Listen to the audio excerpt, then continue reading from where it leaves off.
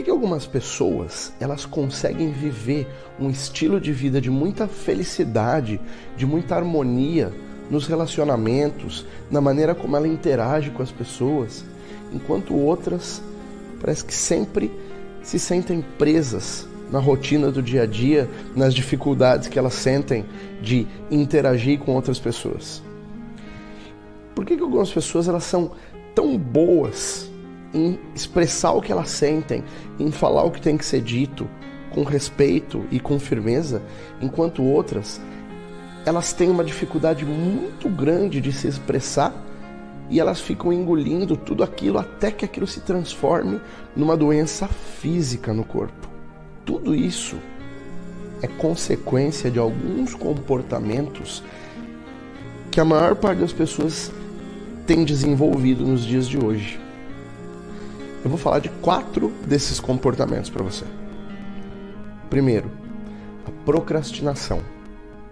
O que é procrastinar? É deixar para depois. E o que as pessoas deixam para depois? Tudo que é incômodo, tudo que é difícil. Então, o procrastinar é aquela pessoa que tem um trabalho difícil para ser feito, uma coisa que talvez vai ser mais complicado de chegar no resultado, e aí de manhã ela fala assim: de tarde eu resolvo. Aí de tarde deixa para o fim do dia, e aí o dia acabou, vai ficando para o dia seguinte e para a semana que vem. O segundo desses comportamentos é a falta de desafio. Muitas pessoas hoje não se desafiam. Quando tem o momento de sair da zona de conforto, que exige sair da zona de conforto, elas se retraem e não agem diante de qualquer coisa que poderia representar para elas um desafio ou uma dificuldade. O terceiro desses comportamentos é o engolir raiva. Hoje as pessoas elas engolem raiva pelo medo do que vão pensar de mim. Então, tem alguma coisa desagradável para dizer e na hora que ela tem que expressar aquilo, ela pensa: mas se eu falar isso, eu acho que ele não vai mais gostar de mim. E engole. Isso vai sendo dia após dia. O quarto desses comportamentos é o sofrimento por antecipação. Sofrer por antecipação é uma das coisas mais comuns hoje em dia. É aquela situação que você tem, por exemplo, uma prova na faculdade ou talvez um relatório para entregar para o chefe e sabe que aquilo vai te gerar uma preocupação, talvez o primeiro encontro lá com a pessoa que você gosta, e aí sofre por um dia, sofre por uma semana, às vezes um mês antes você já está sofrendo porque aquilo de alguma maneira te deixa desconfortável ou mexe com a sua autoconfiança. Então, por que nós manifestamos esses comportamentos? A explicação é muito simples. Quais são os sentimentos que tem dentro de nós que embasam esses comportamentos? O medo e a insegurança. O medo e a insegurança, que são sentimentos que nós carregamos desde criança.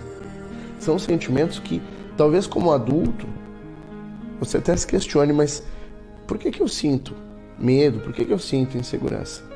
É muito fácil de explicar. Nós carregamos dentro de nós uma coisa que nós chamamos de mindset, a mentalidade.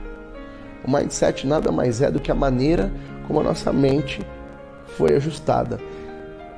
O que é que nós carregamos dentro da nossa mentalidade? Crenças. Toda a nossa maneira de tomar decisões, toda a nossa estratégia de tomar decisões, ela está baseada em crenças. Muitas das crenças que nós carregamos são crenças empoderadoras, outras são crenças limitantes. Primeiro, como é que isso se forma na nossa mente? Crença é uma coisa que uma pessoa significativa para nós repetiu constantemente até virar verdade na mente. Primeiras pessoas significativas de qualquer pessoa, evidentemente, são os pais.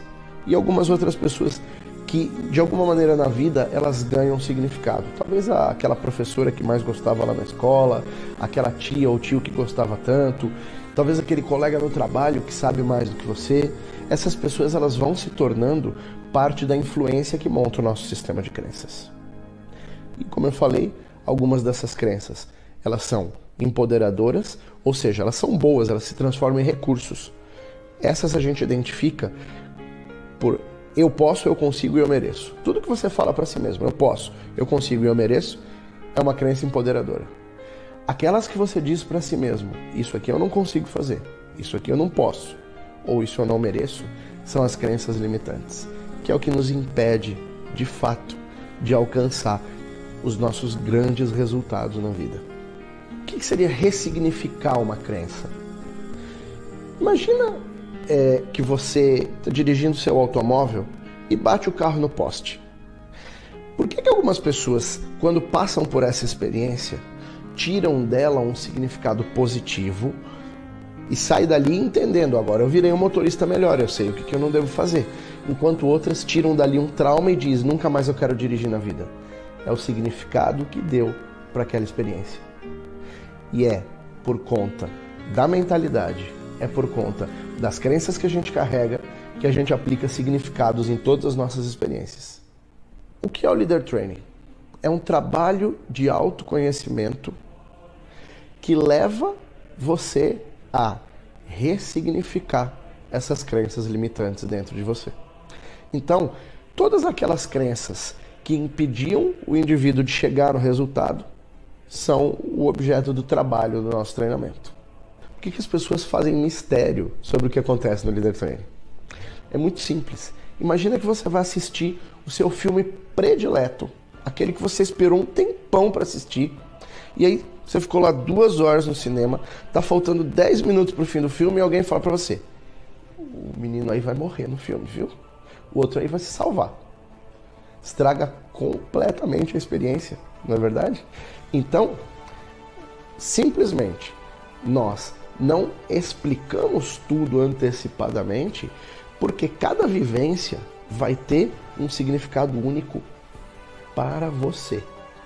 E esse significado único, ele é seu. Não adianta tentar compartilhar essa experiência, porque ela de verdade vai ser diferente para cada um. Para resumir, o Leader Training transforma tristeza, raiva e medo em amor, alegria e coragem. É só isso. Pode parecer muito, mas é simplesmente isso. É transformar tristeza, raiva e medo em alegria, amor e coragem. E eu falo para qualquer pessoa que toma a decisão de fazer.